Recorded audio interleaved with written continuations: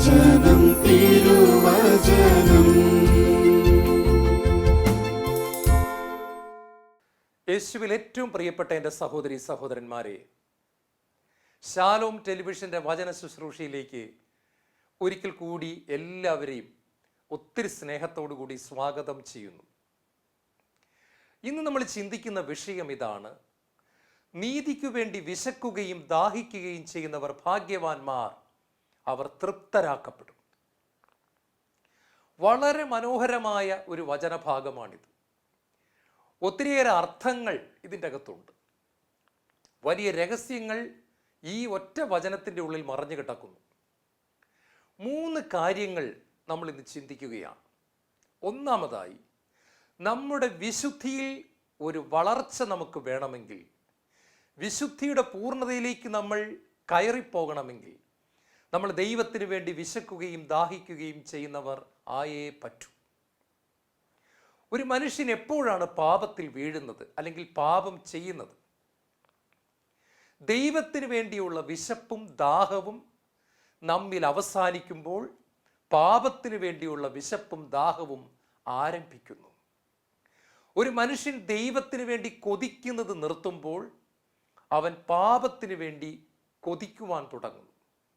ദൈവം ഒരു മനുഷ്യൻ്റെ ലഹരി അല്ലാതായി തീരുമ്പോൾ പാപം അവൻ്റെ ലഹരിയായി മാറുന്നു. ഇതറിയാവുന്ന ദൈവം ഏറ്റവും നല്ല മരുന്ന് പാപത്തിനെതിരെ നമുക്ക് പറഞ്ഞു തരികയാണ്. മക്കളെ, നിങ്ങൾ ദൈവത്തിന് വേണ്ടി വിശക്കുക, ദൈവത്തിനു വേണ്ടി ദാഹിക്കുക. ദൈവിക പുണ്യങ്ങൾക്ക് വേണ്ടി ഒരു വലിയ കൊതിയുള്ളവരായിരിക്കുക. പരിശുദ്ധാത്മാവിന് വേണ്ടി നിങ്ങൾ കൊതിക്കുക. അതുകൊണ്ടാണ് യെശയ്യാ പ്രവാചകന്റെ പുസ്തകം 55-ാം അധ്യായം ആരംഭിക്കുന്നത് തന്നെ ഇങ്ങനെയാണ്: ദാഹാർത്തരെ ജലാശയത്തിലേക്ക് വരുവിൻ, നിർധനൻ വന്ന് വാങ്ങി ഭക്ഷിക്കട്ടെ, പാലും വീഞ്ഞും സൗജന്യമായി കുടിച്ചു കൊള്ളട്ടെ. ദൈവം പ്രവാചകനിലൂടെ എന്നെയും നിങ്ങളെയും വിളിക്കുകയാണ്. ദാഹമുള്ള മക്കളെ, വിശപ്പുള്ള മക്കളെ, സ്നേഹത്തിൻ്റെ ജലാശയത്തിലേക്ക് വരുവിൻ, അഭിഷേകത്തിൻ്റെ ജലാശയത്തിലേക്ക് വരുവിൻ. ഒരു വലിയ ലേക്ക് ഇവിടെയുണ്ട്, ഒരു തടാകമുണ്ട്, ഒരു ജലാശയമുണ്ട്. അത് അഭിഷേകത്തിൻ്റെതാണ്, വിശുദ്ധിയുടേതാണ്, പരിശുദ്ധാത്മ നിറവിൻ്റെ ഒരു ജലാശയമാണ്. അങ്ങോട്ടേക്ക് കടന്നു വരിക. അങ്ങോട്ടേക്ക് വരുന്നവർക്ക് സൗജന്യമായി അതാ പാലും വീഞ്ഞും ലഭിക്കുകയാണ്. പരിശുദ്ധാത്മാവിൻ്റെ നിറവ്, ദൈവിക പുണ്യങ്ങൾ, ദൈവിക സ്വഭാവം, ഇതെല്ലാം ദാനമായിട്ട് തന്നെ നമുക്ക് ലഭിക്കുകയാണ്. നമ്മൾ ചെയ്യേണ്ട ഒറ്റ കാര്യമേ ഉള്ളൂ: നമ്മൾ ദൈവത്തിന് വേണ്ടി വിശക്കുകയും ദാഹിക്കുകയും ചെയ്യണം. വീണ്ടും കർത്താവായ യേശു ക്രിസ്തു യോഹന്നാന്റെ സുവിശേഷം 7-ാം അധ്യായത്തിൻ്റെ 38-ാമത്തെ വാക്യത്തിൽ പറഞ്ഞു: ആർക്കെങ്കിലും ദാഹിക്കുന്നെങ്കിൽ അവൻ എൻ്റെ അടുക്കൽ വന്ന് കുടിക്കട്ടെ. അപ്പൊ ദാഹവും വിശപ്പും നമ്മുടെ ജീവിതത്തിന് അത്യന്താപേക്ഷിതമാണ്. അത് ആത്മീയ ജീവിതത്തിലായാലും ഭൗതിക ജീവിതത്തിലായാലും നമ്മുടെ ശരീരത്തിൻ്റെ വളർച്ചയ്ക്ക് പോലും നമുക്ക് വിശപ്പും ദാഹവും കൂടിയേ തീരും. ഒരു ഡൈനിങ് ടേബിളിൽ എത്ര നല്ല ആഹാരം ഉണ്ടാക്കി വച്ചാലും, എത്ര രുചിയുള്ള ആഹാരം അവിടെ നമ്മൾ ഉണ്ടാക്കി വച്ചാലും വിശപ്പില്ല എങ്കിൽ നമുക്കത് ഭക്ഷിക്കുവാൻ സാധ്യമല്ല. നമുക്കൊന്നും വേണ്ട എന്ന് നമ്മൾ പറയും. അതുപോലെ ദാഹമില്ലാത്ത വ്യക്തി എത്ര വെള്ളം ടംബ്ലറിൽ വച്ചിരുന്നാലും അതെടുത്ത് കുടിക്കുകയില്ല. അങ്ങനെ 1, 2, 3, 4, 5 ദിവസങ്ങൾ അങ്ങനെ മുന്നോട്ട് ആഴ്ചകൾ കടന്നു പോവുകയാണെങ്കിൽ ആ വ്യക്തിയുടെ ശരീരത്തെ അത് വളരെ പ്രതികൂലമായിട്ട് ബാധിക്കുകയും രോഗം ആ വ്യക്തിയെ കീഴ്പ്പെടുത്തുകയും ചെയ്യും. ആരോഗ്യം നഷ്ടപ്പെടുന്നു, ആ വ്യക്തി രോഗിയായിത്തീരുന്നു. വീണ്ടും അത് കറക്റ്റ് ചെയ്തില്ല എന്നുണ്ടെങ്കിൽ ആ വ്യക്തി മരിക്കുവാൻ വരെ ഇടയുണ്ട്. ദാഹവും വിശപ്പും ആരോഗ്യത്തിൻ്റെ ലക്ഷണമാണ്. ഒരു വ്യക്തിയുടെ വിശപ്പ് നഷ്ടപ്പെട്ടാൽ, ദാഹം നഷ്ടപ്പെട്ടാൽ ആ വ്യക്തി രോഗിയാണ് എന്ന് നമുക്കുടൻ തന്നെ മനസ്സിലാകുന്നു. ഇതുപോലെ പ്രിയപ്പെട്ടവരെ, ദൈവത്തിനും ദൈവത്തിൻ്റെ വചനത്തിനും വേണ്ടിയുള്ള കൊതി നമ്മിൽ അവസാനിക്കുമ്പോൾ, ദൈവത്തിനും ദൈവത്തിൻ്റെ സാന്നിധ്യത്തിനും വേണ്ടിയുള്ള വലിയൊരു ദാഹം നമ്മിൽ അവസാനിക്കുമ്പോൾ ആത്മീയമായി നമ്മൾ രോഗിയായി തീർന്നിരിക്കുന്നു എന്ന് മനസ്സിലാക്കണം. അതൊരടയാളമാണ്. ആ അടയാളത്തെ തിരിച്ചറിഞ്ഞുകൊണ്ട് നമ്മൾ നമ്മുടെ ജീവിതത്തെ ശരിയാക്കാനായിട്ട് വിട്ടുകൊടുത്താൽ, ക്രമപ്പെടുത്താൻ വിട്ടുകൊടുത്താൽ നമുക്ക് വീണ്ടും വളരുവാനായിട്ട് സാധിക്കും. എല്ലാവർക്കും അറിയാവുന്നൊരു സത്യമാണ്, ജീവനുള്ള എല്ലാറ്റിനും ഒരു വളർച്ചയുണ്ട്. ജീവനില്ലാത്തത് വളരാതെ തന്നെ നിൽക്കുന്നു. ജീവനുള്ള എല്ലാറ്റിനും ഒരു വളർച്ചയുണ്ട്. അതുകൊണ്ടാണ് നമ്മൾ എഫേസൂസുകാർക്ക് എഴുതിയ ലേഖനം 4-ാം അധ്യായത്തിൻ്റെ 15-ാമത്തെ വാക്യത്തിൽ ഇപ്രകാരം വായിക്കുന്നത്: സ്നേഹത്തിൽ സത്യം പറഞ്ഞുകൊണ്ട് ശിരസ്സായ ക്രിസ്തുവിലേക്ക് എല്ലാ വിധത്തിലും നമ്മൾ വളരേണ്ടിയിരിക്കുന്നു. സ്നേഹത്തിൽ സത്യം പറഞ്ഞുകൊണ്ട് ശിരസ്സായ യേശു ക്രിസ്തുവിൻ്റെ സ്വഭാവത്തിലേക്ക്, അവൻ്റെ സ്നേഹത്തിൻ്റെ പൂർണ്ണതയിലേക്ക്, അവൻ്റെ എളിമയുടെ നിറവിലേക്ക്, അവൻ്റെ പരിശുദ്ധിയുടെ തികവിലേക്ക് എല്ലാ വിധത്തിലും ഞാനും നിങ്ങളും വളരേണ്ടിയിരിക്കുന്നു. അപ്പോൾ പ്രിയപ്പെട്ട സഹോദരങ്ങളെ, നാം വളരണമെന്നത് ദൈവപിതാവിൻ്റെ ഏറ്റവും വലിയ ആഗ്രഹങ്ങളിൽ ഒന്നാണ്. നാം ആത്മീയമായിട്ട് വളരണം. അതുകൊണ്ടാണ് ഹെബ്രായർക്ക് എഴുതിയ ലേഖനം 6-ാം അധ്യായത്തിൻ്റെ 1-ാമത്തെ വചനത്തിൽ ഇപ്രകാരം നമ്മൾ വായിക്കുന്നത്: ദൈവവചനത്തിൻ്റെ പ്രഥമ പാഠങ്ങൾ പിന്നിട്ട് നമുക്ക് പക്വതയിലേക്ക് വളരാം. ദൈവവചനത്തിൻ്റെ ABCD പിന്നിട്ട്, ദൈവവചനത്തിൻ്റെ നഴ്സറി ക്ലാസ്സുകൾ പിന്നിട്ട്, 1-ാം ക്ലാസ്, 2-ാം ക്ലാസ്, 3-ാം ക്ലാസ് ഒക്കെ പിന്നിട്ട് നമുക്ക് പക്വതയിലേക്ക് വളരാം. ആത്മീയ ജീവിതത്തിൻ്റെ കർമ്മയിൽ മല നമുക്ക് ചവിട്ടിക്കയറാം. അഭിഷേകത്തിൻ്റെ ഉന്നതിയിലേക്ക് നമുക്ക് കയറാം. ദൈവവചനത്തിൻ്റെ ആഴങ്ങളിലേക്ക് നമുക്ക് ഇറങ്ങാം. ദൈവിക രഹസ്യങ്ങൾ നമ്മളിൽ മാംസം ധരിക്കുവാനായിട്ട് നമുക്ക് കൊതിക്കാം. യേശു ക്രിസ്തുവിനെ പോലെ ആകുവാനുള്ള ഒരു വലിയ ദാഹം നമ്മിൽ ഉണ്ടാകണമെന്ന് ദൈവം വീണ്ടും വീണ്ടും ആവർത്തിച്ച് പറയാണ്. അങ്ങനെ ദാഹിക്കുന്നവർക്ക് മാത്രമേ വിശുദ്ധിയിൽ വളരുവാൻ സാധിക്കുകയുള്ളൂ. അതുകൊണ്ടാണ് പ്രിയപ്പെട്ടവരെ 2 പത്രോസ് 3-ാം അധ്യായത്തിൻ്റെ 18-ാമത്തെ വാക്യത്തിൽ പരിശുദ്ധാത്മാവ് പത്രോസ്ലീഹായിലൂടെ വീണ്ടും നമ്മെ ഉത്ബോധിപ്പിക്കുകയാണ്: നമ്മുടെ കർത്താവായ യേശു ക്രിസ്തുവിൻ്റെ കൃപയിലും അവനെക്കുറിച്ചുള്ള അറിവിലും നിങ്ങൾ വളരുവിൻ. യേശു ക്രിസ്തുവിൻ്റെ വചനത്തിലുള്ള അറിവ്, യേശു ക്രിസ്തുവിൻ്റെ കൃപയിലുള്ള ഒരു വളർച്ച നമ്മിൽ ഉണ്ടായിരിക്കണമെന്ന് ദൈവം ആഗ്രഹിക്കുന്നു. അതായത് എല്ലാ വിധത്തിലും നമ്മൾ വളരണം. എങ്കിൽ മാത്രമേ ദൈവിക പദ്ധതികൾ നമ്മിൽ പൂർത്തിയാവുകയുള്ളൂ. ദൈവം നമ്മെ വ്യക്തമായ ഉദ്ദേശത്തോടു കൂടി ഈ ഭൂമിയിൽ സൃഷ്ടിച്ചിരിക്കുന്നതിനാൽ സ്വർഗത്തിലെ പിതാവിൻ്റെ പദ്ധതികൾ നമ്മിൽ നിറവേറണമെങ്കിൽ നമ്മൾ ദൈവത്തിന് വേണ്ടി വിശക്കുകയും ദാഹിക്കുകയും ചെയ്യണം. ഇത് ബൈബിൾ മുഴുവനും നമ്മൾ എത്ര തവണ ആവർത്തിച്ചു വായിച്ചാലും വീണ്ടും വീണ്ടും നമുക്കിതിൻ്റെ രഹസ്യങ്ങൾ നമ്മുടെ മുമ്പിൽ വിടർന്നു വരുന്നത് കാണാനായിട്ട് സാധിക്കും. ദൈവത്തിന് വേണ്ടി ദാഹിക്കുകയും വിശക്കുകയും ചെയ്യുന്നവരുടെ ഒരുപാട് ഉദാഹരണങ്ങൾ ബൈബിളിൽ കാണാനായിട്ട് സാധിക്കും. അത് നമുക്ക് ആബേലിൻ്റെ ചരിത്രം മുതൽ വെളിപാട് പുസ്തകത്തിൽ യോഹന്നാന വരെ നമുക്കിത് കാണാനായിട്ട് സാധിക്കുകയാണ്. അവർക്കെല്ലാവർക്കും ഒരു വളർച്ച ഉണ്ടാകുക തന്നെ ചെയ്തു. അതുകൊണ്ട് ദൈവം പറയാണ്, നമ്മൾ ദൈവത്തിന് വേണ്ടി വിശക്കണം, ദൈവത്തിന് വേണ്ടി നമ്മൾ ദാഹിക്കണം. അടുത്തതായിട്ട് നമ്മൾ ചിന്തിക്കുന്നത്, നമ്മിൽ ദൈവിക സന്തോഷം നിറഞ്ഞു നിൽക്കണമെങ്കിൽ നമ്മൾ ദൈവത്തിന് വേണ്ടി വിശക്കുകയും ദാഹിക്കുകയും ചെയ്യണം. എപ്പോഴാണ് പ്രിയപ്പെട്ടവരെ ഒരു വ്യക്തിയുടെ ആന്തരിക ശക്തി നഷ്ടപ്പെട്ടു പോകുന്നത്, അല്ലെങ്കിൽ ആന്തരിക ശക്തി കുറയുന്നത് എപ്പോഴാണ്? ഒരു മനുഷ്യൻ്റെ ഉള്ളിലുള്ള സന്തോഷം, ദൈവികമായ സന്തോഷം കുറയുന്നതോടുകൂടി അവൻ്റെ ആന്തരിക ശക്തിയിൽ ഒരു കുറവ് വരുന്നുണ്ട്. അത് കർത്താവിൻ്റെ വചനം നെഹമിയായുടെ പുസ്തകം 8-ാം അധ്യായത്തിൻ്റെ 10-ാമത്തെ തിരുവചനത്തിൽ വ്യക്തമായിട്ട് പറയുന്നുണ്ട്. The joy of the Lord is your strength. കർത്താവിലുള്ള സന്തോഷമാണ് നിങ്ങളുടെ ബലം. കർത്താവിൽ ആനന്ദിക്കുമ്പോൾ, ദൈവം നമ്മുടെ ആനന്ദത്തിൻ്റെ വിഷയമായി മാറുമ്പോൾ, പരിശുദ്ധാത്മാവ് നമ്മുടെ ആനന്ദ കാരണമായി തീരുമ്പോൾ, വചനം ധ്യാനിക്കുന്നത് നമ്മുടെ സന്തോഷമായി തീരുമ്പോൾ, ദൈവവും അവിടുത്തെ വചനവും നമുക്ക് എപ്പോഴും ആനന്ദത്തിൻ്റെ കാരണമായി തീരുമ്പോൾ നാം ശക്തിയുള്ളവരായിരിക്കുന്നു. നമ്മിൽ ആനന്ദത്തിൻ്റെ നിറവുണ്ട്. നാം ശക്തരായി തീരുന്നു. പാപത്തിന് നമ്മളെ കീഴ്പ്പെടുത്താൻ പറ്റുന്നില്ല. എന്നാൽ ആനന്ദം നഷ്ടപ്പെടുമ്പോൾ പെട്ടെന്ന് നമ്മൾ ഇരുട്ടിലായി പോകുകയാണ്. 1-ാമത്തെ സങ്കീർത്തനം ആരംഭിക്കുന്നത് തന്നെ ഇങ്ങനെയാണ്. സങ്കീർത്തനങ്ങൾ 1:1 നമ്മൾ താഴേക്ക് വായിക്കുമ്പോൾ ഇങ്ങനെയാണ് നമ്മൾ കാണുന്നത്: ദുഷ്ടരുടെ ഉപദേശം സ്വീകരിക്കുകയോ പാപികളുടെ വഴിയിൽ നടക്കുകയോ പരിഹാസകരുടെ പീഠങ്ങളിൽ ഇരിക്കുകയോ ചെയ്യാത്തവൻ ഭാഗ്യവാൻ. അവൻ്റെ ആനന്ദം കർത്താവിൻ്റെ നിയമത്തിലാണ്. രാവും പകലും അവൻ അതിനെക്കുറിച്ച് ധ്യാനിക്കുന്നു. നീർച്ചാലിനരികെ നട്ടതും യഥാകാലം ഫലം തരുന്നതും ഇല കൊഴിയാത്തതുമായ ഒരു വൃക്ഷം പോലെയാണവൻ. എത്ര മനോഹരമായ ഒരു സങ്കീർത്തനമാണിത്. സങ്കീർത്തനം ആരംഭിക്കുന്നത് തന്നെ ദൈവത്തിൻ്റെ നിയമത്തിൽ ആനന്ദിക്കുന്ന ഒരു ഭക്തനെ പറ്റി പറഞ്ഞുകൊണ്ടാണ്. രാവും പകലും അവൻ അതിനെക്കുറിച്ച് ധ്യാനിക്കുന്നു. ഉറങ്ങാൻ നേരത്തും അവൻ ചിന്തിക്കുന്നത് മറ്റൊന്നിനെക്കുറിച്ചുമല്ല, ദൈവത്തിൻ്റെ വചനത്തെക്കുറിച്ചാണ്, ദൈവത്തിൻ്റെ കൽപ്പനകളെക്കുറിച്ചാണ്, ദൈവത്തിൻ്റെ നിയമത്തെക്കുറിച്ചാണ് അവൻ എപ്പോഴും ധ്യാനിച്ചു കൊണ്ടിരിക്കുന്നത്. ദുഷ്ടരുടെ ഉപദേശം സ്വീകരിക്കാത്തവൻ, പാപികളുടെ വഴിയിലൂടെ നടക്കാത്തവൻ, ആരെയും പരിഹസിക്കാത്തവൻ, പരിഹാസകരുടെ പീഠങ്ങളിൽ ഇരിക്കാത്ത മനുഷ്യൻ, അവൻ്റെ ആനന്ദം കർത്താവിൻ്റെ നിയമത്തിലാണ്. അവനെക്കുറിച്ച് പറഞ്ഞിരിക്കുന്നത് കണ്ടോ, നീർച്ചാലിനരികെ നട്ടതും യഥാകാലം ഫലം തരുന്നതും ഇല കൊഴിയാത്തതുമായ ഒരു വൃക്ഷത്തെ പോലെ ആ വ്യക്തി പടർന്ന് പന്തലിക്കുന്നു എന്നാണ് വചനം പറയുന്നത്. വീണ്ടും സങ്കീർത്തന പുസ്തകം 16-ാം അധ്യായം അല്ലെങ്കിൽ 16-ാം സങ്കീർത്തനം അതിൻ്റെ 11-ാമത്തെ തിരുവചനം പറയുന്നു, കർത്താവേ, അങ്ങയുടെ സന്നിധിയിൽ ആനന്ദത്തിൻ്റെ പൂർണ്ണതയുണ്ട്, അങ്ങയുടെ വലത് കൈയിൽ ശാശ്വതമായ സന്തോഷമുണ്ട്.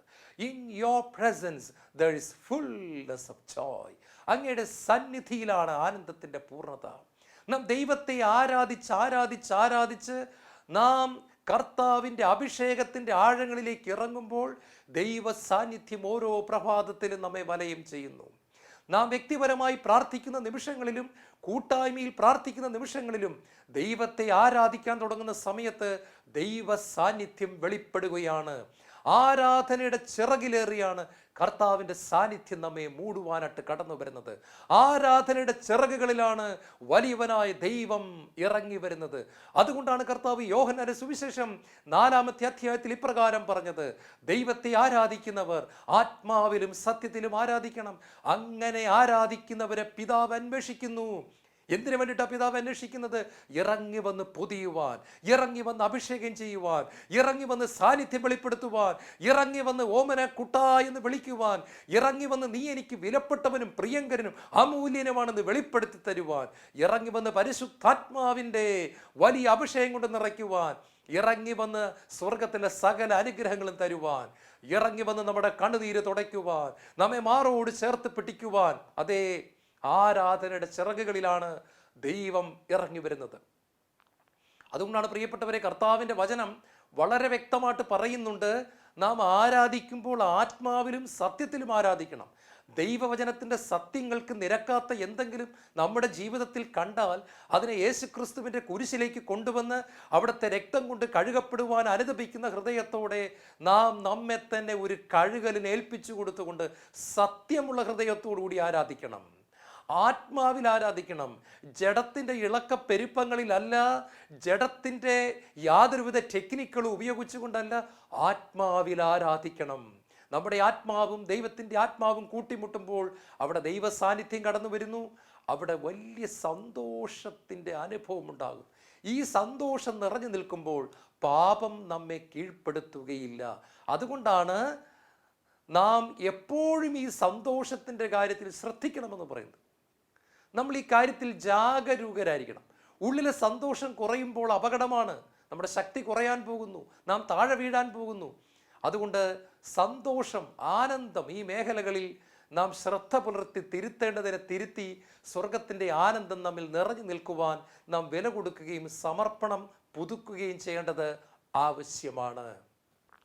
മൂന്നാമതായി, ദൈവത്തിൻ്റെ നീതിക്ക് വേണ്ടി വിശക്കുകയും ദാഹിക്കുകയും ചെയ്യുന്നവർക്ക് ദൈവം കൊടുക്കുന്ന വാഗ്ദാനം അവർ തൃപ്തരാക്കപ്പെടുമെന്നുള്ളതാണ്. സാറ്റിസ്ഫാക്ഷൻ, ഒരു വലിയ തൃപ്തി അവർക്ക് ലഭിക്കുകയാണ്.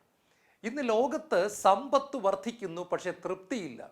ഇന്ന് ലോകത്ത് സുഖ സൗകര്യങ്ങൾ കൂടുന്നുണ്ട്, പക്ഷേ മനുഷ്യർക്ക് തൃപ്തിയില്ല. ഒരുപാട് വലിയ ശമ്പളം വാങ്ങിക്കുന്ന ഒരുപാട് പേരുണ്ട്, പക്ഷെ തൃപ്തിയില്ല. വില കൂടിയ വാഹനങ്ങളിൽ യാത്ര ചെയ്യുന്നു, തൃപ്തിയില്ല. ആഗ്രഹിക്കുന്ന ഭൂമിയിലെ സകല കാര്യങ്ങളും സ്വന്തമാക്കുന്നു, പക്ഷെ തൃപ്തി അനുഭവിക്കാൻ സാധിക്കുന്നില്ല.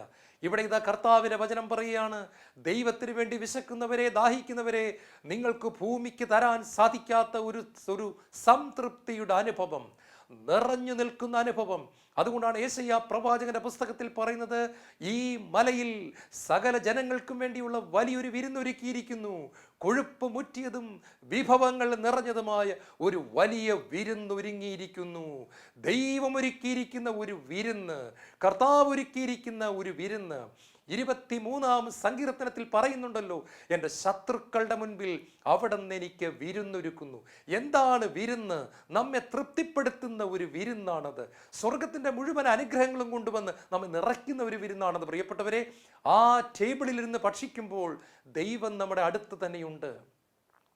സക്കേവൂസ് കർത്താവിൻ്റെ അടുത്തിരുന്ന് ആഹാരം കഴിക്കുമ്പോൾ, സക്കേവൂസ് ആ ഭൂമിയിലെ ഒരു നിലവാരത്തിൽ നമ്മൾ ചിന്തിക്കുകയാണെങ്കിൽ സക്കേവൂസ് ആണ് അന്ന് അവിടെ വിരുന്ന് ഒരുക്കിയതെങ്കിലും യേശു ക്രിസ്തുവിൻ്റെ സമീപത്തിരുന്ന് അടുത്തിരുന്ന് ആ ഭക്ഷണം കഴിച്ചപ്പോൾ സ്വർഗമൊരുക്കിയ ഒരു വിരുന്നിൻ്റെ അനുഭവം സക്കേവൂസിനുണ്ടായി.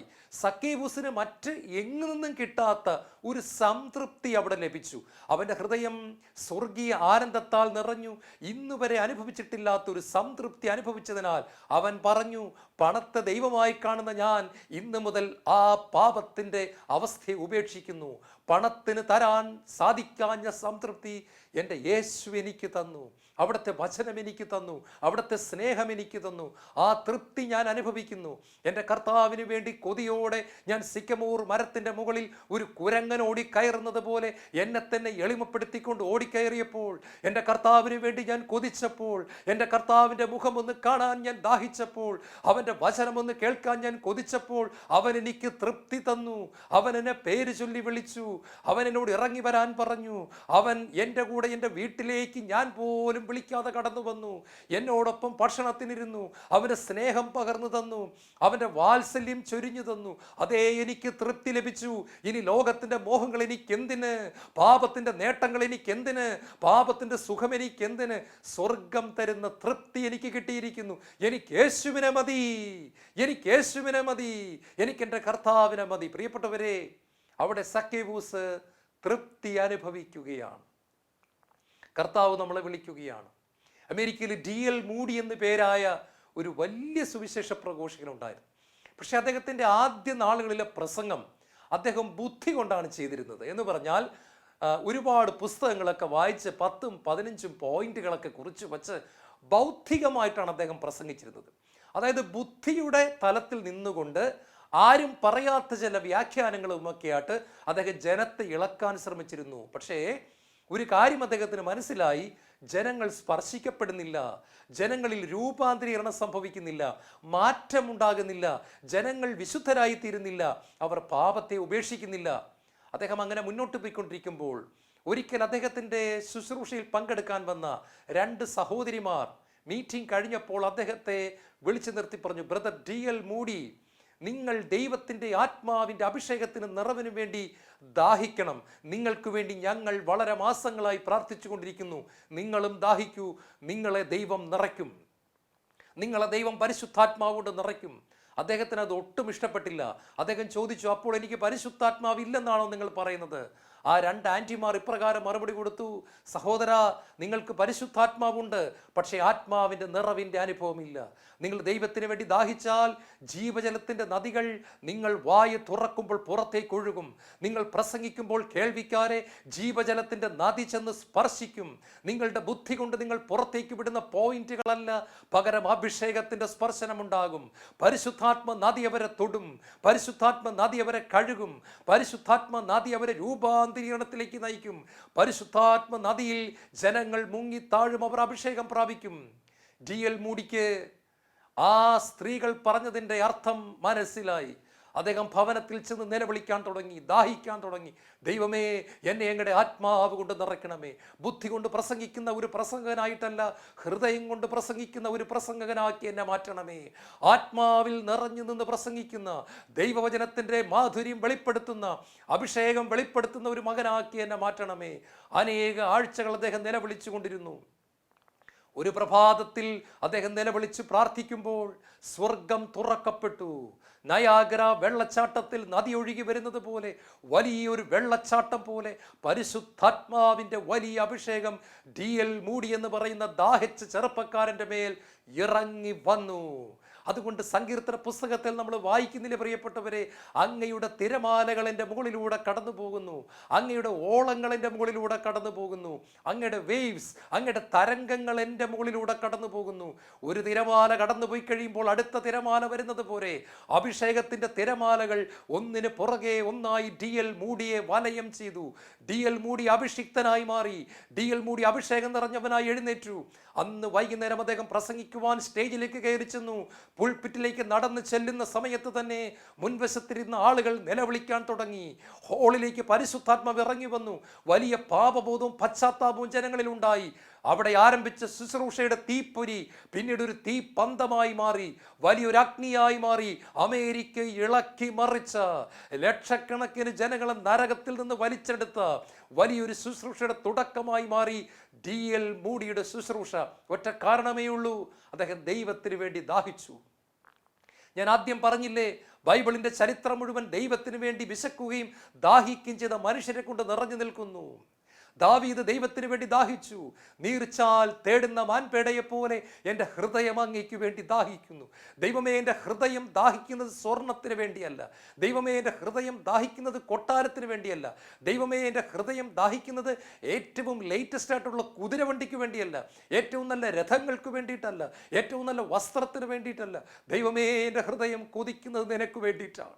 നിന്റെ അനുഗ്രഹങ്ങൾക്ക് വേണ്ടിയിട്ടല്ല ഞാൻ കൊതിക്കുന്നത്. അനുഗ്രഹം എനിക്ക് നൽകുന്ന അനുഗ്രഹദാതാവായ എൻ്റെ ദൈവത്തിന് വേണ്ടി എൻ്റെ ഹൃദയത്തിൻ്റെ നാലറകളും പിടയ്ക്കുന്നു. ജസ്സയുടെ പുത്രനായ ദാവീദിൽ എൻ്റെ ഹൃദയത്തിനിണങ്ങിയ ഒരു മകനെ ഞാൻ കണ്ടു എന്ന് പറയത്തക്കവണ്ണം ദൈവം ആ മകനെ ഹൃദയത്തോട് ചേർത്ത് പിടിച്ചു. യേശു അറിയപ്പെട്ടത് തന്നെ ദാവീദിൻ്റെ പുത്രൻ എന്നാണല്ലോ. സോളമന്റെ പുത്രൻ എന്ന് വിളിക്കപ്പെട്ടില്ല, ദാവീദിന്റെ പുത്രൻ എന്ന് വിളിക്കപ്പെട്ടു.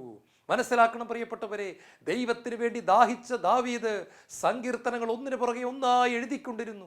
ദൈവം അവന്റെ നാവിൽ വചനം വെച്ചു കൊടുത്തു, അവന്റെ ഹൃദയത്തിൽ വചനം നിറച്ചു. അവൻ പ്രവാചകനായി മാറി. അവൻ കർത്താവിനെ ദർശനത്തിൽ കണ്ടു. സ്വർഗം അവന്റെ മുമ്പിൽ തുറക്കപ്പെട്ടു. അവൻ പാപത്തിൽ വീണപ്പോൾ ദൈവം കരുണ കാണിച്ചു. അവനെ പാപത്തിന്റെ പടുകുഴിയിൽ നിന്ന് പൊക്കിയെടുത്തു. ഇതാ മോശ ദൈവത്തിന് വേണ്ടി ദാഹിക്കുന്നു.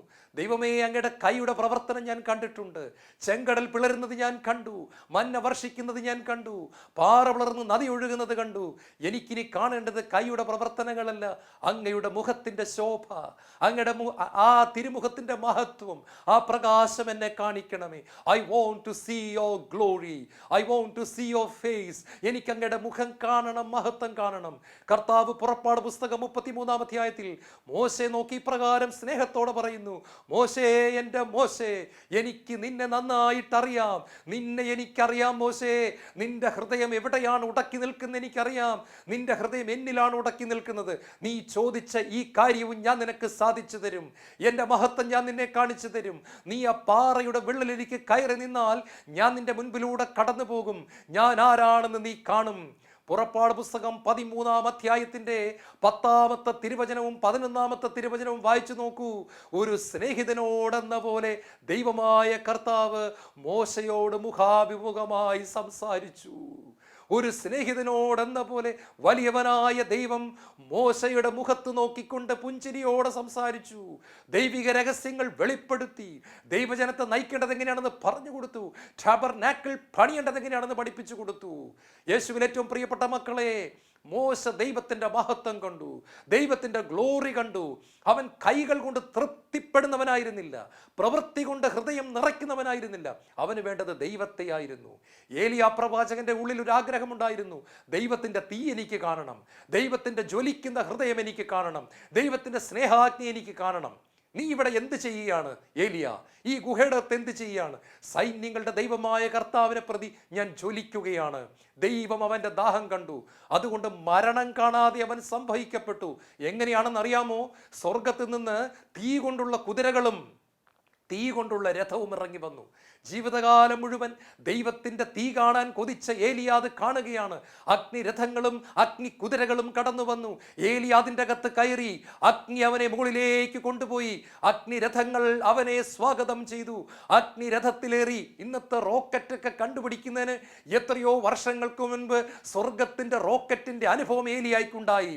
ഏലീഷ ദാഹിച്ചു. ഏലിയാടെ ഇരട്ടിപ്പങ്ക് അഭിഷേകം എനിക്ക് വേണം. കൊടുത്തു ദൈവം.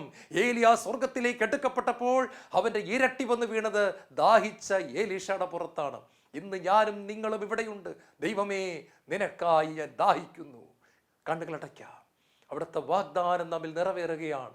എനിക്ക് വേണ്ടി ദാഹിക്കുന്നവർ തൃപ്തരാക്കപ്പെടും.